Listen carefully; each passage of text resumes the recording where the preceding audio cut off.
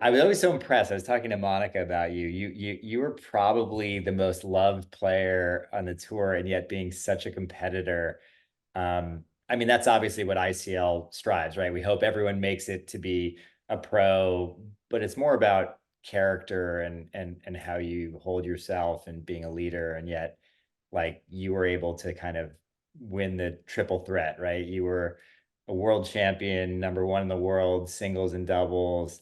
Um, I think most impressive to me, you won like the sportsmanship award like every year, which is so crazy to have to be in such a fiercely competitive sport and yet to have such sort of love from your competitors, people that you were, battling for millions and millions of dollars with that, you could say are friends, but they're foes as well. Mm.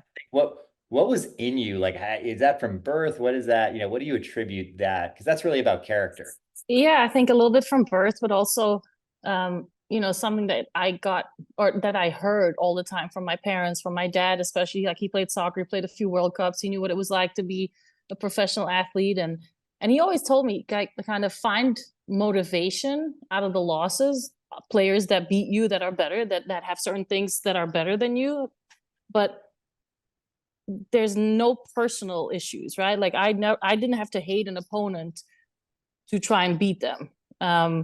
Like I had genuine feelings of like happiness to see Justine. I was so frustrated at myself that I lost or wasn't able to play my best tennis when I played her. But at the same time, like when I saw her hold the trophy and saw that she was happy, I kind of had a moment where I was like, all right, nice. But then when I went home, I would put her picture on my door in front of my treadmill. I And you know what I mean? Like I used it. Like, good for love you. that. You were better, but I need to work on my speed, or I need to make sure that I get those slices back better, like things that I was always trying to improve. And but it was never with hate or just more internal motivation, really. And did that fire, I mean, go back. First of all, I'm jumping way ahead. For one of our ICL champions that really does not need an introduction, I will make an introduction. Kim Clijsters, I've watched her, known her, been around her for years. Nothing but love from everyone. If you say her name, big smiles come up on everyone's faces. But also one of the greatest champions of a generation. And we'll get into a little bit more about it. All happened very young, right? I mean, like you're seeing a new resurgence of the young, Mm. but on the men's side, we saw the older, right? We saw Novak and Roger and Rafa kind of dominating for so long. But when you came along, it's funny, you've also, I think you and Tommy are competing for the most sort of retire injury, come back, take back, go back, back and forth, have a couple kids, come back. Uh, Right. pretty amazing longevity with the sport. But Kim is, as I said before, former number one in the world, both singles and doubles, every major championship, tons of accolades. But for us, it's funny when we were talking, I guess, in October with Dr. Lair, and we were talking about when you sort of picture what ICL is, how to build character and leadership in youth, and you exude that, you talked a little bit about your family because you now are at a different stage where you're actually now the mom and the Mm. watcher and the supporter. Yeah. Let's work from today backwards. What is the new Kim with your kids? What do you hope to sort of impress upon them, that maybe you had or didn't have? Well, the new Kim definitely reflects or uses a lot of my personal experiences from the past. So things that I heard from my dad, that I found very annoying at times. I'm repeating that to my kids, right? It is what it is. Like it, It's our job as I parents, right? We're like, right. wow, I realized having the luxury of a parent that was an athlete at a high level, being able to create a program around me. Like it was so well structured. And you mentioned Tommy, like in Germany, in Belgium, France. Like I feel like the youth development programs in a lot of sports is really, really really well built from a very young age already. So I think I feel very lucky that I was able to grow up in a sport and in a country where the fundamentals of a sport get taught very early on and very well, which is what I was able to build on, and which is what we're also doing to our kids, right? My husband is a basketball player. He focuses very much on the fundamentals of, the kids' basketball. It's not about the show of, hey, like, can you do a 360 whatever? Like it's about the fundamentals. And that's the same with everything, whether you're a soccer player, basketball player, tennis player. You have to start with good foundations, and that's what we're trying to do with our kids. I mean, it's yeah, doesn't matter. It's a different ball, bigger ball in basketball, but none of my kids play tennis, unfortunately, but they all play basketball. And it's about also finding that right balance of, I had a tennis academy in Belgium. I've seen parents, push their kids so hard where the kids aren't enjoying what they're doing on court, and you can feel that it's a grind every day, and they're just not enjoying it enough. And so I feel very lucky that my dad especially was somebody that, after a trip, or when we played under 12s or under 14s, I would come home from a tournament, like from a few weeks away from home, and he would say, okay, leave your tennis bag in the garage. You're going to go have fun with your girlfriends, go with your sister to the movies, go and just do whatever you do, but don't hold a tennis racket. And from a young age, he made it so, like, he made me feel like, be aware of how important it is to turn off my tennis brain for a few days. It was really hard and I hated it at the time. But I realize now, like with my daughter too, like she's starting to play some, basketball is getting to a higher level. She's getting invites to play for the national team in Belgium. And so there's some pressure being added on here and there, and playing AAU basketball, playing for a high school. So it's important to be able to teach them when to turn it on and off. Yep. And I feel like there's not enough focus, I think, at a young age already on that, is to read the signs and to realize, like, kids don't need to practice 4 or 5 hours a day yet. Like when they're 10 years old, like, let them also have fun. Let them do some games where they're learning while they're playing games, and have fun with the kids in the group. My whole social life was in a tennis club in Belgium. It was, we played tennis. I had maybe an hour of private lessons, 2-3 hours a week, maybe. Everything else was group sessions. But when we were done playing, we went and played hide and seek. We played at the indoor halls. We went and played in the squash courts. We had so much fun just playing. And yeah, my whole social life was based around, like, the tennis club and the kids that were in the tennis facility. It's funny you say that. I mean, that's kind of the dream of ICL, right? Is to bring that back. That's never really happened in the States so much. No. You've had academies, but you haven't really had that European, like, lifestyle where it's as a hybrid, where your school, because we know now that to become good at anything, a normal school day from 8:30 to 3:30 it's almost impossible, right? No, yeah. So, I want to go back. So we went from mom. I guess the last question on the mom part is, do you see the similarities now that you're with a daughter in a different sport? We talk about the biomechanics. We've had people like Steve Nash talk about, and Bodie Miller, all sports kind of come together as one, right? So do you feel comfortable as a mom, cheerleader, coach, inspiration, that tennis applies? We see it with all of our champions. The application of just this and the mindset are really the same across all sports. It is. And I'm laughing because my daughter's now 16, and she's at that age where, when I'm trying to, I don't know much about, like, basketball tactics or technique, especially. I don't know anything. So I always keep my mouth shut when it comes to that. But little things, like when it comes to footwork drills, when it comes to preparation, recovery, like, I feel, and I'm confident in, sharing my experience with her and my knowledge. But at times, like, she doesn't want to hear it, and she wants to find her own way, and she doesn't agree with some of the things I say because she knows better. And so that's the typical thing too now that we deal with. And my husband coaches, and he sometimes, like, tries to, like, bring her to to the gym and put in work with her, and then they come home, and, like, she walks in 5 minutes prior to him, like, doesn't even look at me, like, And then he walks in and he's like, I can't do it. Like, why won't she listen to me? Like, I know what she has to work on. Like, why doesn't she just listen to me?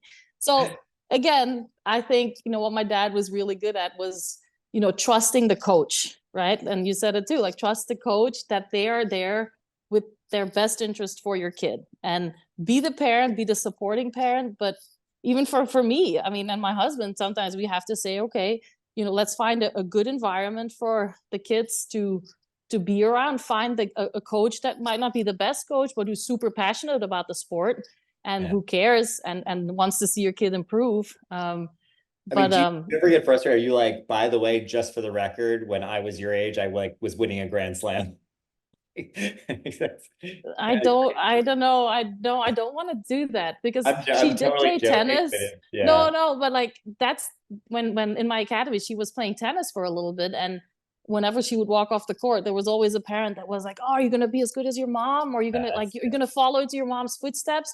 And every week it was like the excuses were coming up. It's like, "Mom, I have a stomach ache. Mom, I don't feel good." As soon as she came out of school, so yeah, you you learn read the signs early and. No, no, totally. But it's all right. So now we'll go from Kim the mom back to Kim starting out, because your pathway was pretty impressive. I mean, you talk about the fun, but I've done my research, and I've done some firsthand research of people that knew you. I mean, you were a beast. Like they said, you were incredibly hard worker, even with a smile on your face, and you wanted more, right? Like, the stories of you in practice getting there early and joining in with the group that was before you just to do more. You You know know, how I learned? Who yeah. I learned from Monica. I saw her practice at 7 o'clock in the morning, like in San Diego. Like my dad and I, like we were there, and like we were so jet lagged. We were up early, and I think it was even 6:30, and she's like doing like shoulder bands, and she's doing her warm up, like doing some serves from the service box. And I'm like looking at my watch. I'm like, holy moly, Dad! Look at Monica Seles. So it's those kind of moments that inspire me, like, or inspired me to like even push myself. Like I don't struggle with waking up early, so why don't I go early to the courts and have a whole court by myself? I don't have to share it with two other people. Like I can practice for an hour and a half or 2 hours, before everybody else gets up. And so that became a big yeah, that was a big moment for me to realize, like, okay, there's other routines that players have that make a big difference. I completely agree. And it's tougher now because when you have students who are seeing, it's kind of nice, right? There's a new generation in town. So the people that we looked up to, I mean, I was with you, remembering going to Bolletary and just hearing Monica before, and I was on my way to breakfast. You could hear her when she was already been out there for 2 hours, and you're like, okay, there's a reason that she's dominating, because we're all here about to get breakfast and she's Mm, been at it. So, and that's obviously a champion mindset. And I think that serves in life, right? Because when we talk about building champions for life, it's beyond the tennis court and the right. applicability. But going back, we have a couple hundred kids on here, all wanting to become tennis players, that are wanting to learn the sort of secrets. And so we at ICL, we always talk about really going from, how do you take a passion and make it a purpose, and then develop the right process to follow, and then how do you gain that perspective to be positive? Because we've seen in the past, I mean, you're one of the cases of the smile on your face, the way you conduct yourself, but there are a lot of athletes who fall by the wayside, the pressure from parents, Mm. it's got to come from within. So was there a time that you felt, when you saw your interest, your passion for tennis, and when did you kind of know, all right, this is my purpose? Um, it's hard to like pinpoint a moment, I feel. I think I grew into becoming a more confident player person, by the experiences that I had. When you become good at something, you automatically become more confident in that world, right? Like that was for me. I was still a kid though when I started having good results, and so at times I felt so out of place in that world. Mhm. between the adults and in the press conference rooms and talking about subjects that I'd never even thought about in life, right? Like I For had the to answer. record, let's tell everyone I mean, you're talking about being 14, 15 years old. So like Yes, people I like you, was, yeah, you're like, you should have been 15 like when I, eighth or ninth grade, you know? yeah. So, but it's, I'm doing press conferences and people are asking me about Belgian politics and, I mean, never even thought about it, had no interest in it. And then all of a sudden those things become headlines, things that I said or that whatever. And so you learn very quickly. There's the downside to it was that I am an open book, that Mhm. I became very closed off, like, because you kind of, yeah, people try to abuse the situation a little bit, and I really had to learn to, first of all, be able to say no was super important, Yeah. because I was the person that even on tour, if the top player is canceled to go to do a sponsor visit, hey, let's call Kim, she'll do it, I would always say yes.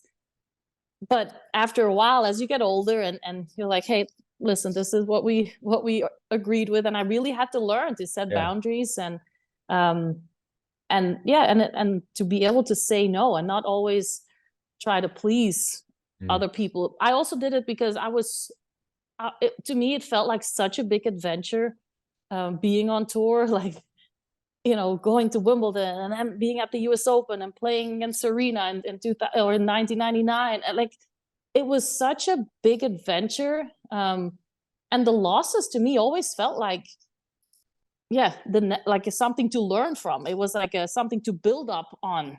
And I was disappointed, of course, and disappointed, about the things that I did wrong.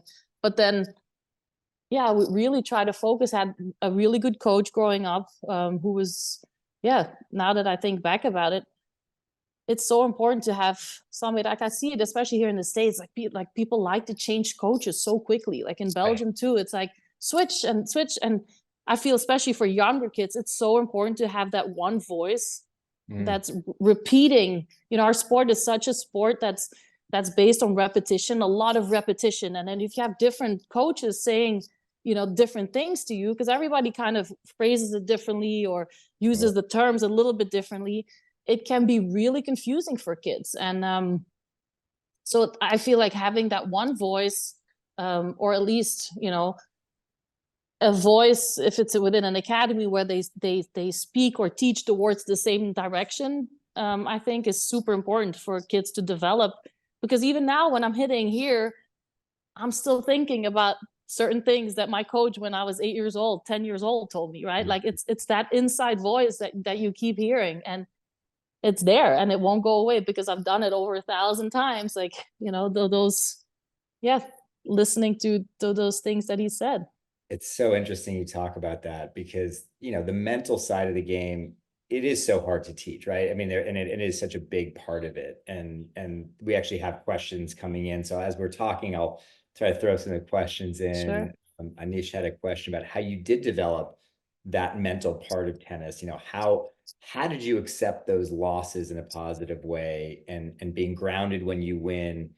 And and I want to kind of add to that because you're probably one of the only people that you literally had two tennis careers, right? You had sort of like your youth, that like wide-eyed, like, Mm-hmm. teenage phenom, like Yeah. just rolling with it.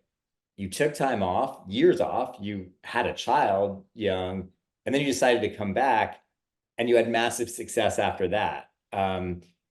Those are, I mean, do you find that those were two kind of different people, different tennis players, or, Yeah. Yeah. I same mean, just in mindset? general. Yeah. Off court too. I mean, I had so many experiences, life-changing experience happened to me in the time where I was off. First of all, I never thought I was going to come back because I was so fed up with the sport, not the sport of tennis, but kind of the lifestyle. Everything around it was becoming too much and too overwhelming, and wasn't happy like being out there to practice. I would cry after I would win matches. I was just not being happy playing and traveling, and I just needed to be home for a little while. Like because you can get so stuck in that circus of like week in week out, let's hop on the plane, hup, let's get home, wash your dirty clothes, pack the suitcase up again, go to the next one. I mean, there were days I would wake up in a hotel room not knowing which city I was in. That's how quickly like the turnovers were a lot of times. So um, there were definitely times where, I struggled. And I think to go back to the question, I don't think I ever I was never okay with the losses. And I think that's what pushed me to work even harder, right? Like I hated the losses so much. Um, You're and happy for Justine, but the picture goes on the wall. There's a little bit of a, I'm gonna get you. yeah, like why am I mentally already struggling knowing that I have to play Justine because we have a personal connection from our past where we played, under 12s together, and I traveled and I was there around her, in Japan after her mother passed away. Like there's an emotional connection that as a kid that you go through.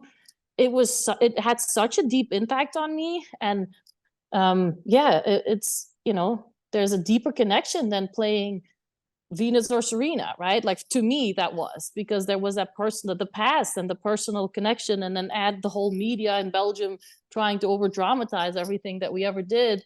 Um, Definitely didn't help, but it did become a motivation.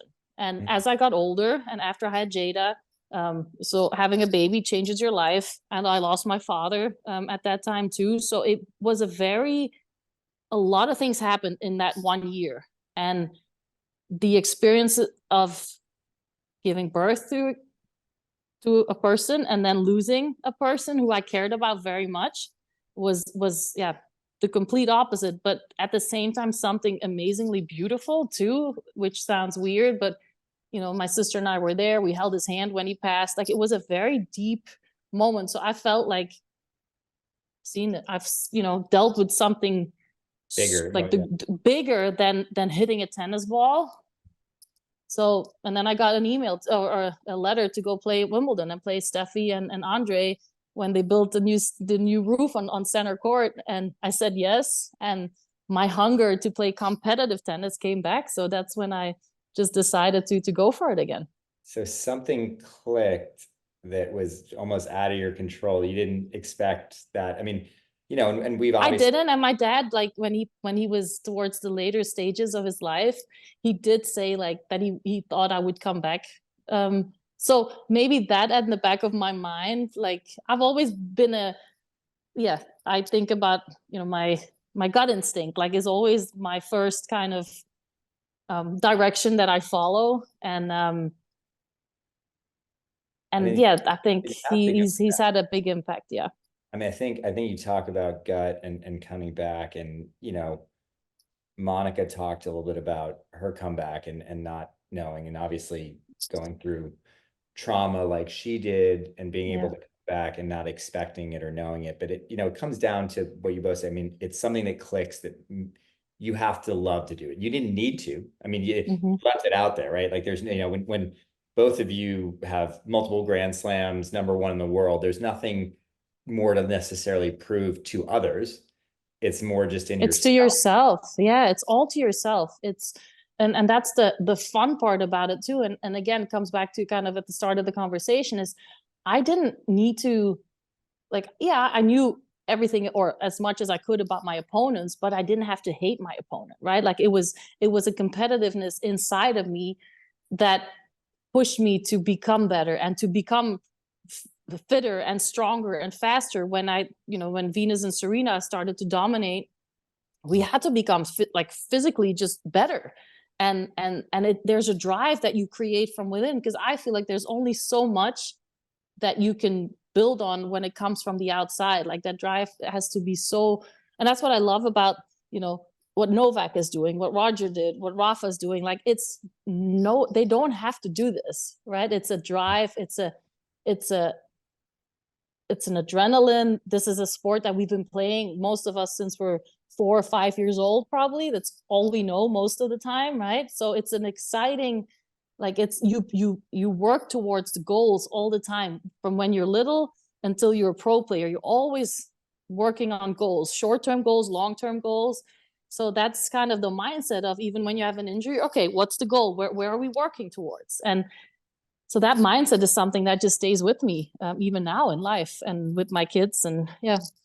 I mean, that's incredible. Like what what you're talking about, it resonates on so many levels because, you know, we have so many, you're talking about, over 500 students and everyone, sometimes you do things for the wrong reasons, my parents, but like the love doing it for you, you're never going to regret not working hard. You're never going to regret not leaving it all out there. What you can regret is how you acted, if it Mm, was in a bad way mentally, because it applies to school, right? Because, at ICL, we are a school, so we're an education platform, but it goes beyond walls. Like, the word education shouldn't be boxed into when no. I'm opening a book or what it is, because you mentioned what we had discussed with Dr. Lair, that inner coach, your inner voice. And did you find, if you were to give advice to kids now, because the game has changed, right? And now, you didn't have to really be in a time which social media, and now it's NIL and deals and everything coming at you from a million angles.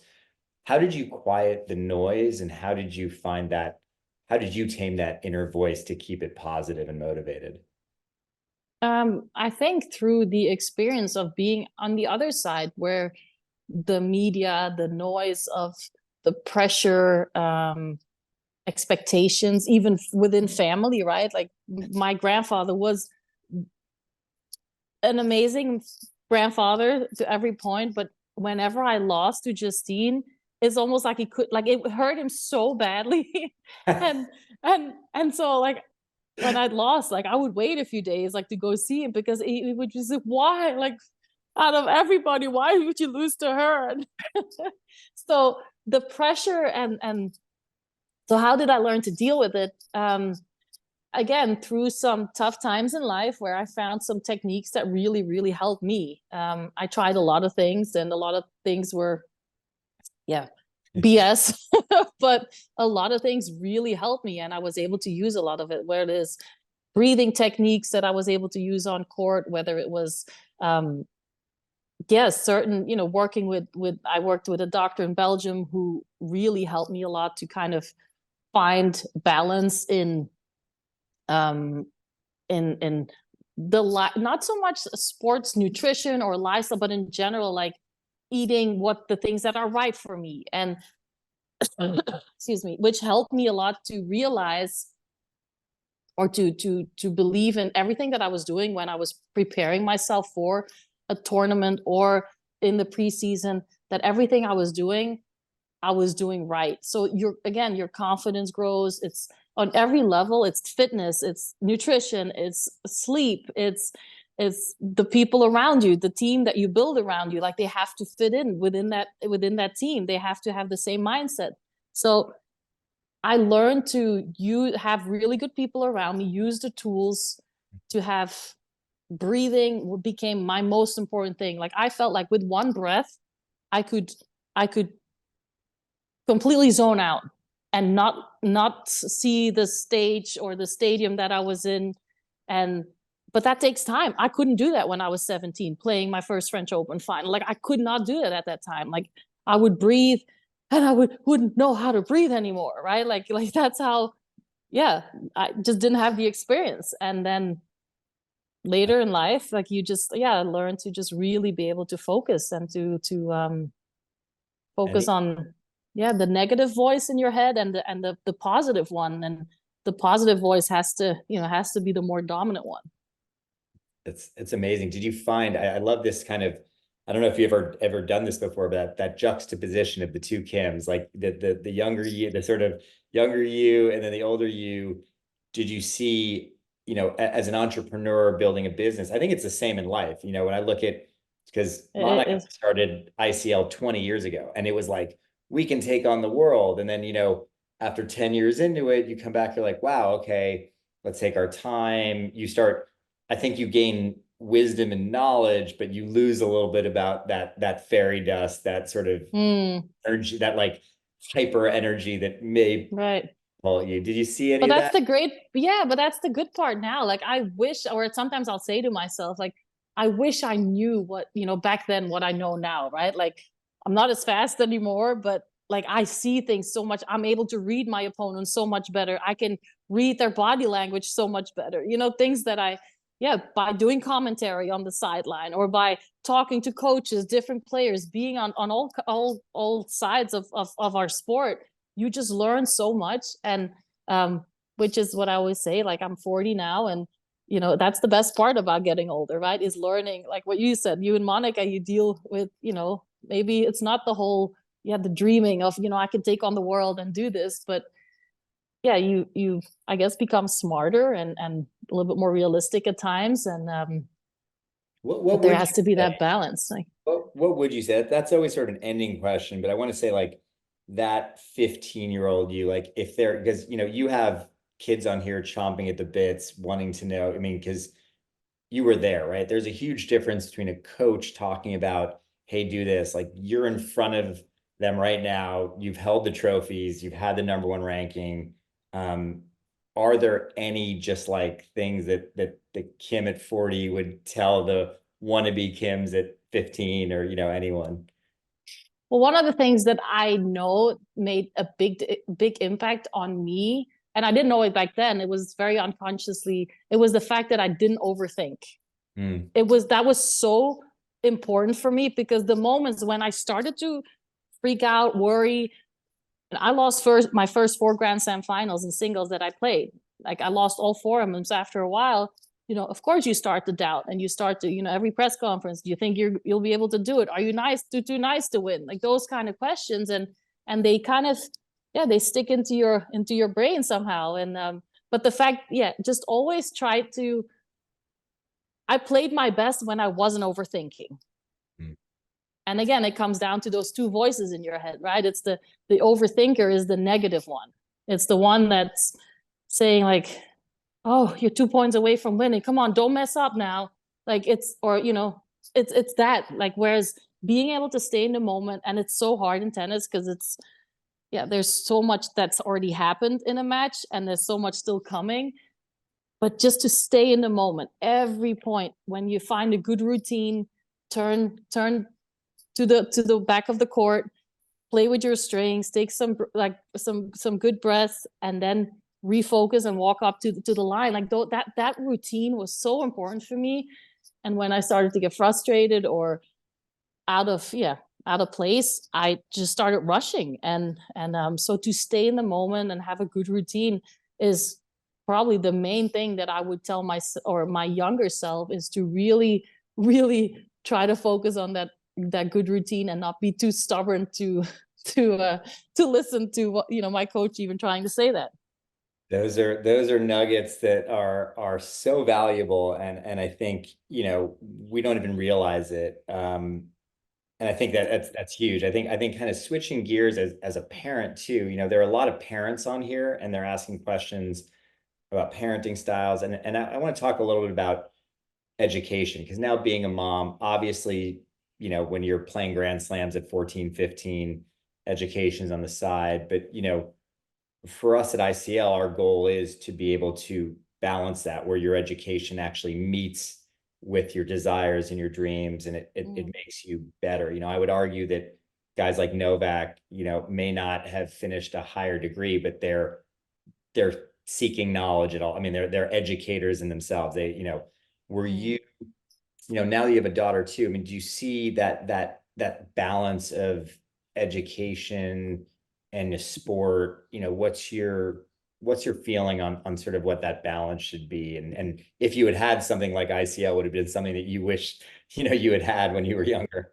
I would have loved to have had that, because one of my frustrations in the Belgian system growing up was that I was going to a normal school, you know, 8:30 to 3:30, or sometimes 4:30.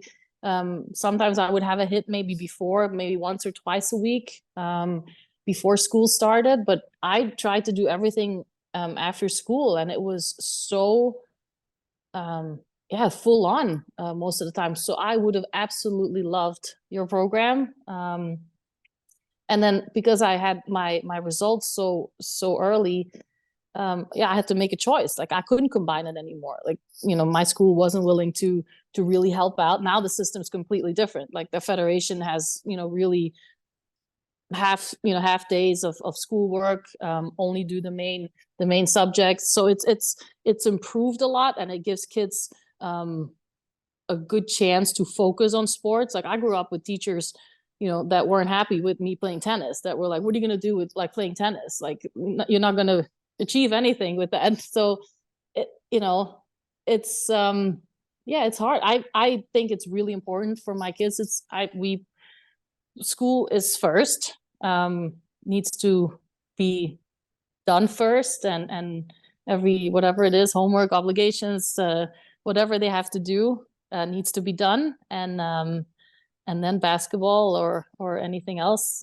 comes second. But it's and I feel like it teaches them also the responsibility of, okay, you want to do the fun part about going to basketball and having the responsibility to show up ready for your team. Okay, then you're gonna have to find a way to do your homework and do the work that you have to do. Like it teaches the kids responsibility. It teaches them, yeah, like we said, social media, to not waste their time. My husband and I felt like we had the biggest parent achievement when our daughter told us, I think it was like a year and a half ago, like, Mom, I'm kind of wasting my time on social media. We would tell her all the time, like, okay, come on, you don't need to do this stupid TikTok stuff and the dances and like, you don't need to do this. It's such a waste of time.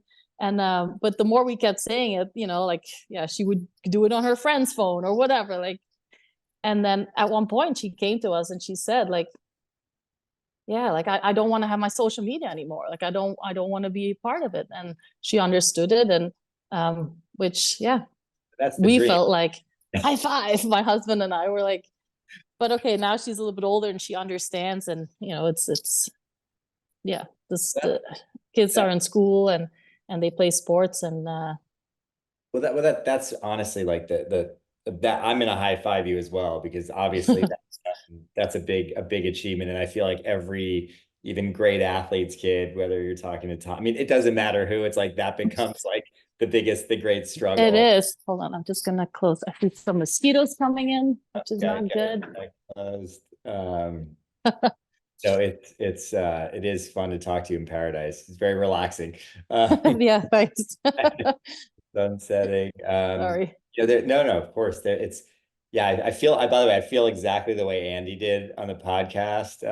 Somehow he roped you into doing, you're now like almost a co-host. He was so excited about that. It resonated a lot. I'm going to take 20 seconds and digress because I was dying. I think it was just the other day that you did the latest one. And the story about Andy playing Dingles was like the greatest. So ICL. So as people know, and a lot of people on this call know that, look, I want to bring the fun into it, and I like to still compete. And just like Andy, I never did hold a US Open trophy, but I love playing and I love playing with our students. But Dingles is my only way forward. So it's the only way I can still play with Tommy. And so in hearing his when you played Shrink to him, I think I may need you as well. Let's just say if you called Tommy right now, he could share some incredible Dingle stories. But we did have a big upset. I'm going to shout out some of our ICL students. We had an ICL team beat Justin Gimelstob and I think it was Mark Philippoussis in Dingle. And let's just say you could probably assume what a one person's reaction might have been. Yes. We're talking about. Let's just say there are many stories. But it doesn't matter like how long we've been retired. I played Dingles this morning and I actually told Andy's story to the guys that we played with this morning. And we were cracking up. And same thing. Like I was getting so frustrated this morning, but I was trying not to show it. And I was just trying to stay calm. It was super windy and we're playing on clay and some bad bounces here and there. And yeah, we were letting the other team closer than it should have been. But it's such a fun game. But that's exactly what, even when we were younger, like I was at the Federation, we were in boarding school. Every Saturday, the last practice of the week, the coaches would they would ask us what we wanted to do. No matter what, we could choose the practice. And so you have to have fun. You have to, especially when you're kids, kids learn better, I feel, when they're having fun and when it's enjoyable and there's good competitive rivalry.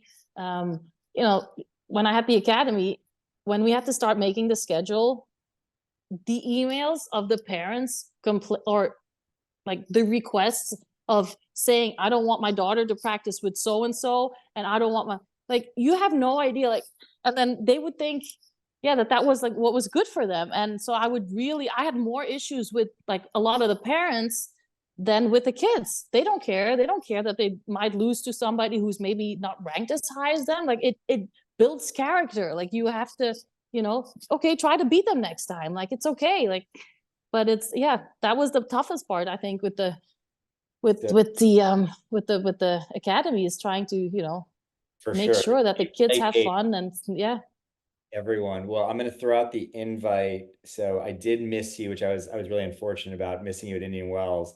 Next year at Indian Wells, can we have a little Kim ICL Dingles action? Of course, I would love to.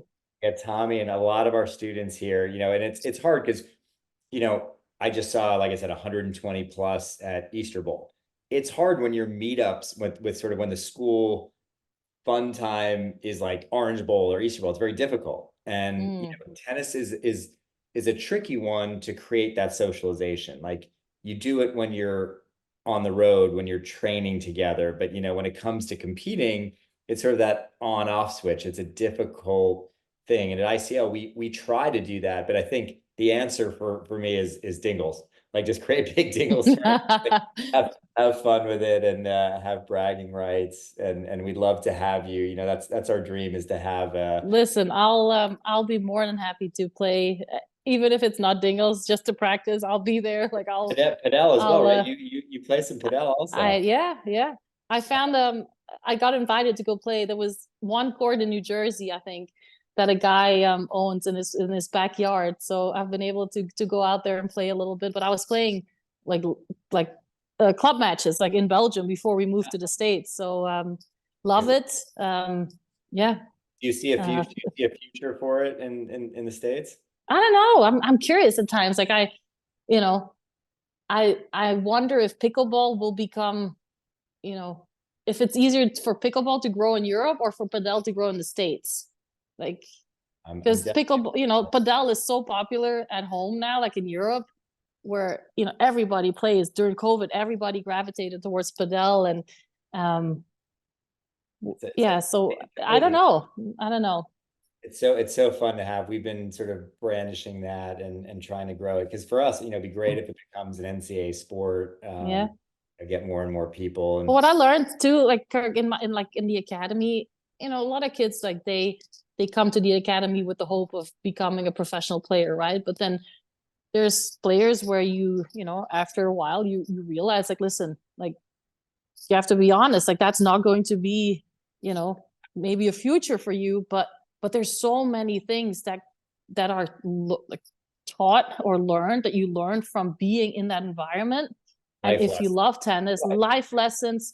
I mean, we had kids, that, when they became 14, 15, 16 years old, they were helping with the 2.5, 3 years old that were starting in the program, right? And they learned to teach kids. So, and there's so many kids that, stopped playing tennis, went to school or university, but they now coach, or they do, coach on the side, like, of their job, or I mean, there's so many, or they go into what is it, like player development, Well, or exactly. We talk about that at ICL, that just, the one path you see is playing, but yeah, we teach things like, the business of sport, right? If you love the sport, you can still play it for life, but you can yeah, actually make a living in yeah, ways around the sport, whether it's right. a side, a media side. I mean, there's I mean, we've had players that are now physios, like, who are sports athletes, like, physios, right? Like, who know from playing tennis how the way the body works. Like, they have more of a natural feel for the when you've done it yourself, and who go into sports management. Who, I mean, there's so many opportunities that grow out of it. If you're willing to learn and you have an open mindset, yeah, it can take you to so many. I mean, so many different paths. it's funny because obviously having someone like you for us is so great because, again, number one in the world, all these accolades, but we had Clay Snideman, ATP physio, we have Christian Grow, great, like Yeah, the knowledge that's gleaned. I mean, yes, you are the posters on the wall, and you achieve that highest level. But I think it's important for kids to understand those other ones, like your profession, like understanding being the best physio in the world. It's a mindset when you're in this ICL or an academy mindset where Yeah. you're pursuing something. And that's why I think what you're really getting at is not to limit yourself, but to be open-minded, to have, Steve Nash talked about it at our orientation and gave the advice to Mm, all. It's like growth mindset. The growth mindset is really what you talked about. It's that inner voice saying, hey, growth mindset is, even if I lose, like, let's take something from every situation, yeah. let's be better, let's learn from it. And, before, I'm going to try to open up for a couple questions that people have. So anyone that wants to raise their hand, I know we've got a bunch. I've been trying to incorporate the questions into this, but, if we want to bring you up, please ask. I know there's one from a parent, because parents are tough, right? There isn't like a handbook for tennis parenting. We've talked about kind of creating one, all Oh, of a sudden, with watching the 12 and unders at Easter Bowl, someone who's a breakout success, now they're all of a sudden on a national scene, and a parent's like, wait, what's going on? So there is a question here, your advice on how to maintain the balance for a parent, for how much to get involved, when to step aside, how they develop to work. What is your take on, should we be more like an active or a passive parent? So now you're the guru of parenting, so to put you on the spot. yeah. Yeah. um, it's a tough question because to answer or to give one clear answer on, because I think every parent, is an individual, has their own characteristics. I had my dad who would, at times sit with a big book in the stands, and he would read and like, in between games, and he was so calm and collected, which I loved, right? When I was nervous, or I would look over to him and he would feel, and he would be able to read my mind. To me, I think I would almost say, like, be the emotional support, be the positive emotional support for your kid. There's nothing that you can do from the sideline, or unless it's going to be negative, like you can make them play worse or doubt or be more scared to be out there. So be a positive, like, reinforcement to your kids is what I think would be the main thing. And then, yeah, I mean, make sure that they have a good team around them, that they have a good coach, and that is disciplined, that will take them aside when things are not going the way that they're supposed to go after a match, that they're able to talk about the matches or what happened in the match, like somebody that can kind of, yeah, bring or make them go through the match and think about things. I had a journal and I've shared it with some coaches on tour. I had a journal that I had to fill out after every match, and it was great. Like it wasn't like going on the phone. Like, we didn't have that. We had to fill out our journal, and we Please, wrote down. hey, guys, gold star here. I'm going to pause, Kim. Journaling, we talk about it so often, and just the old fashioned, just handwriting Yeah, thoughts, what happened, keep who did track. I play? What was the score? How did I feel? What, like, I mean, and they were like, when I read it now, it was the stupidest. Like, it was like, my forehand, I was hitting my forehand late. Like, yeah, like, but that was important to me back then. So and then the things to focus on for the next game was, okay, make sure that I hit my forehand in front of me, right? Like, something that you can keep reminding By the yourself way, of, and when that you does write make it, that does make sense. I will say it that's a does. point. Yeah, but yeah, you think about it and you read it, and it teaches the kids. It taught me from a young age to be reflective on Yeah, my, is that how yeah, you say it, yeah, reflective reflective. Yeah, sure. on on my games, and to learn about what was happening in the game while it was happening. Like, it's Yeah. yeah, it's Oh my it's God. so important to be able to write those things down. I say that to my daughter, and it's like pulling teeth at times. Like, it's, come on, please, like, okay, you can vent in the car to me, and I did this not well, and when it was 32, 40, whatever, write it down. Just write it down so you can read it, so you can kind of feel that, okay, this is what I want to focus on next game. I have to be more active on defense, whatever. But it's so important to kind of, yeah, it's like the save button on a computer. I feel like when you write it down, you save it somewhere better in your That's true. No, brain. no, that is, it's actually proven too. I mean, that's why when you study, it's the today's world of just typing and having it digitally, it doesn't process in your mind. The actual the way of I'm right. so happy you say that because I always think there's something wrong with me because I'm still like, I if my husband puts something in our joint calendar, I can't remember it. Like I'm like, please write it on our like blackboard in the kitchen so I can see it, or let me write it so I remember. I know. By the way, So, but it is. It makes it's and the more you get into the neuroscience, I mean, it makes sense, right? It's like you're physically having to yeah. do something, and And your you're focus is only in that moment, right? Like yeah. there's no. I feel like you pick it up. I mean, there's so many. I know. I feel exactly how Andy does. That you literally embody everything that we talk about, want to be about, and I kind of like monopolize the time. And I know you are in paradise, so I do not want. I want you to enjoy every minute I'm that more than happy to talk to you. No problem. I'm just too you're just bad I saying. can't see any of the I know. guests that are Hey, on you know the. what, guys? Do you want to? Yes. All right. Let's get a couple quick. We're gonna play like let's play like some speed dating. And let's ask some questions. I see a lot of names here. Anish, do you want to come on and ask a quick question? Come on, so we can see your faces. I see names here that I recognize, and you have a lot of good players here. You have a couple people that are just starting to turn pro. You have some. Finish fast. Hi, Anish. How are you? Oh, Hi. Hi. Hi, Anish. Does your video work? We'd love to see your Uh, face. uh, wait, press more. No. Oh no. All right. Well, no That's worries. okay. I'm happy to hear your voice. Hi. I have a question. How do you balance physical fitness with tennis, and like what did you spend more time on tennis compared to physical fitness during when you were training? I mean, during different stages, I would do, sometimes fitness would take over. Um, but a lot of times I already tried to implement a lot of my fitness workouts in my warm-ups. So a lot of my footwork drills, a lot of my speed, sprints. Yeah, those, I always try to do that for a good 45 minutes um, in my warm up before tennis, which especially when I was younger, we tried to really schedule it well and make it very practical that I wasn't wasting any time um, before practice started.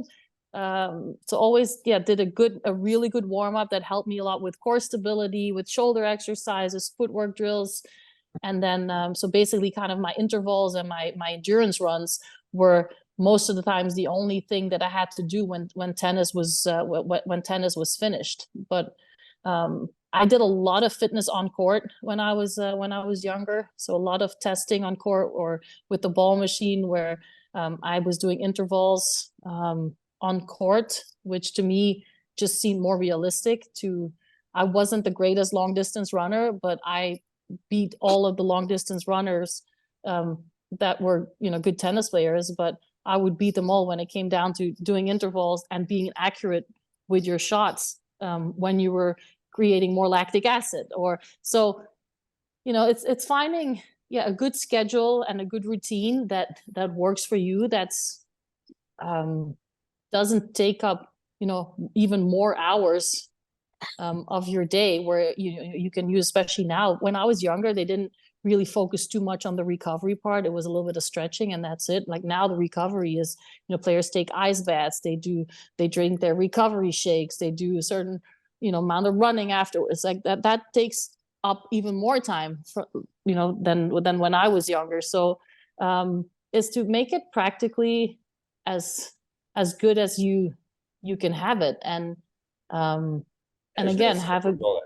right? It's each individual has their own. and have a good coach around you. Like there's so much scientific proof now about what works when and what's better to do when, and is when you have good people around you, it's it's important to be able to Data's share. incredible. You didn't have that. I mean, isn't it a little, it's kind of crazy, right? The data on everything, right? You can Oh my for God. it's almost overwhelming in some ways. But Yeah, it I would will say overwhelm that me a lot. Kim Like did invent that, Novak gets a lot of credit for being, Spider-Man splits. I have to let everybody know if I were better produced. I would say run the videotape, but you were the inventor of the The split. splits. So Yeah.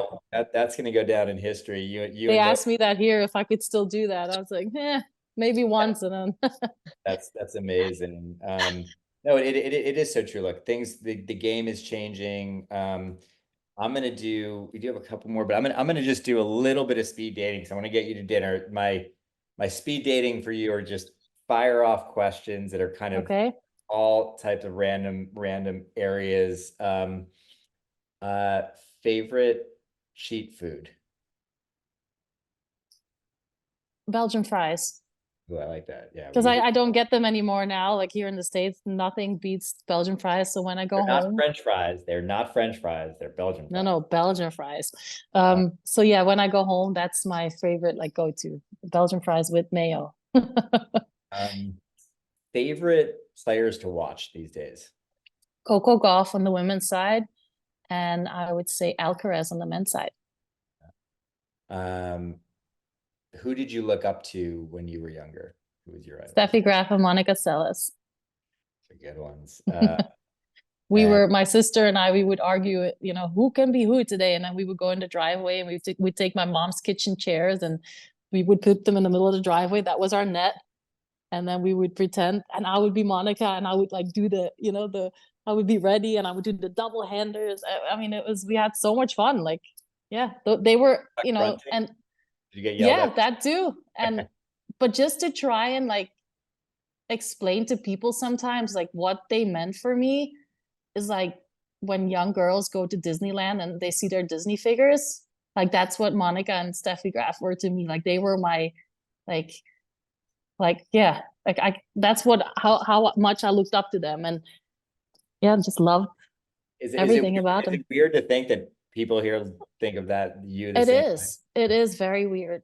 And it was also weird when I played Steffi the first time and I played Monica the first time. And Monica showed like I'm sure she's not going to remember, but in the Australian Open like locker room, because she had curly hair and I had a lot of curly hair, but I was so young, I didn't know what to do with my hair. So she was like showing me some of the products that she would put in her hair.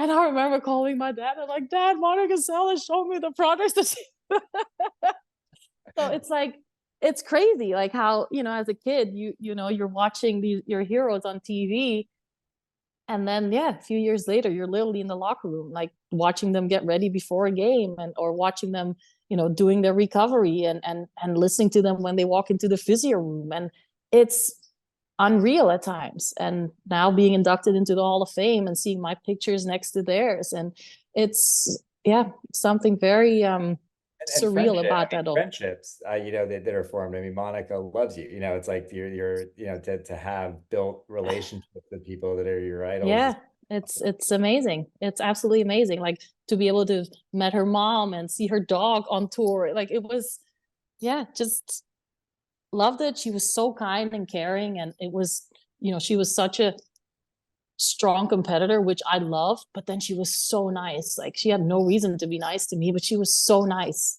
all the time. Like it wasn't just once in a while when it like suited her. She was nice all the time. She said hi every time.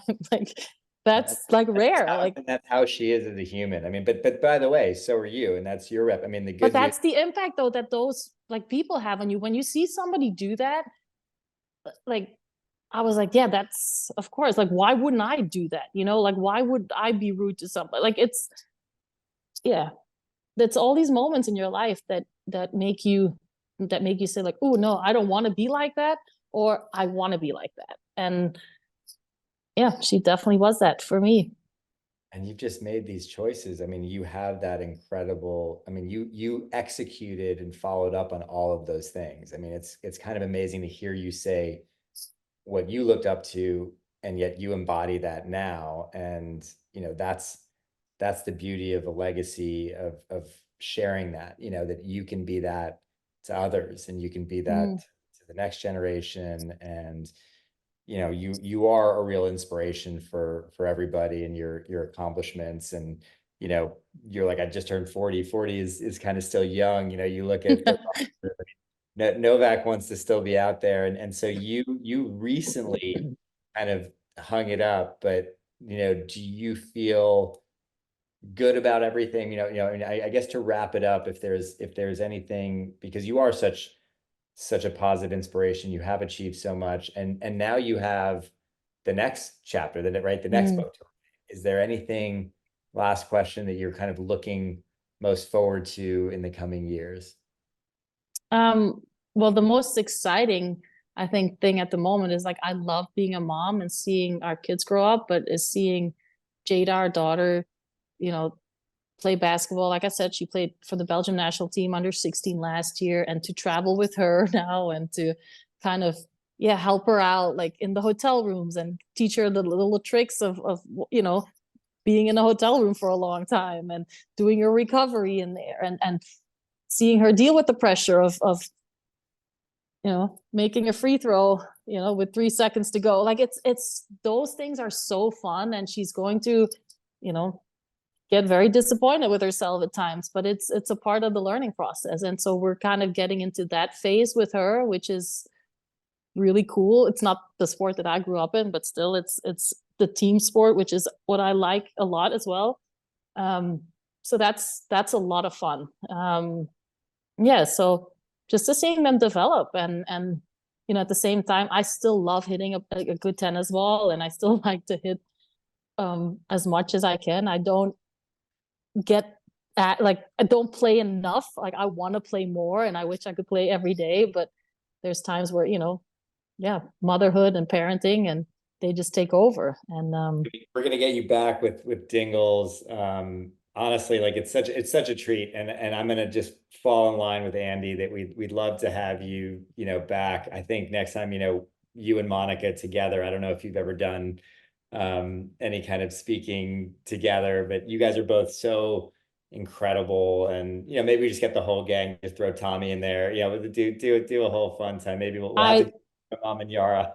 Just thinking about it, I got chills. So I've never done that. I've played an exhibition against Monica. I still feel like that little girl sometimes, when I see her, and it's just nice to see her happy. And last time I saw her was in New Jersey, right, with you. So it's great. Thank you. She was really from day one. We've been at ICL together for over 20 years, and that's so great to hear. Yeah. And that's so great. We appreciate having you as a champion mentor, and you're just an inspiration for all of us. You embody what ICL is, and I think you're aligned with the mission of building champions for life. And I want to thank you on behalf of everyone. No, thanks for having me, Kirk. Thanks so much, and enjoy your time in paradise. Say hi to all my friends there, and I will. Can't wait to see you soon. And thanks. I can't wait to hit with the kids too. Absolutely, we'll make it happen. Bye. Thank you, Kirk. Bye.